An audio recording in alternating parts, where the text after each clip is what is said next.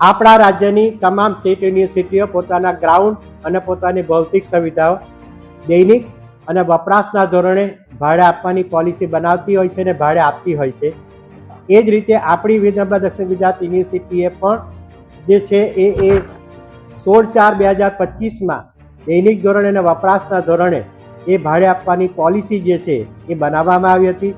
એના 2 માસ બાદ એટલે કે 14/6/2025 રોજ અમારી બોર્ડ ઓફ મેનેજમેન્ટ અને તમામ અધિકાર મંડળોમાં આ જે પ્રથમ આવેલી અરજી જે છે એનો સ્વીકાર કરીને 62,50,000 પ્લસ જીએસટી એટલે કે 10 દિવસના આ આટલી રકમનું ભાડું વસૂલ કરવાનું એ પોલિસીને આધારે એ કરવામાં આવ્યું છે.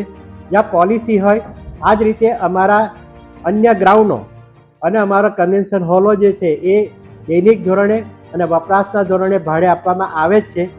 ત્યાં ટેન્ડર પાડવાનો કોઈ પ્રશ્ન ઊભો થતો નથી, જેની પ્રથમ જ એમ તમામ. અને બીજી બાજુ એ ગ્રાઉન્ડની અંદર કંઈ પણ થશે અનિયમિત બનાવ તો એ આયોજકની રહેશે અને ગ્રાઉન્ડની બહાર જે છે જાહેર રસ્તા પર ત્યાં યુનિવર્સિટી અને પોલીસ તંત્ર 24 કલાક 365 દિવસ જવાબદારી અદા કરતા આવી છે એટલે કરશે. અને આ હોસ્ટેલ જે છે એ હોસ્ટેલની 2 બાજુ એ 24 કલાક ને 365 દિવસ ઓલરેડી ખૂબ મોટો ટ્રાફિક રહે જ છે એટલે ટ્રાફિકનો અવાજ છે. આ સંસ્થા જે છે એની પહેલી અમારી શરત છે કે સાઉન્ડ પ્રૂફ ડોમની અંદર આ વ્યવસ્થા કરવાની છે. કોઈ પણ જગ્યાએ શરત ચૂક થશે તો પોલિસીની અંદર આવેલા પ્રમાણે કડકમાં કડક પગલાં લેવામાં આવશે.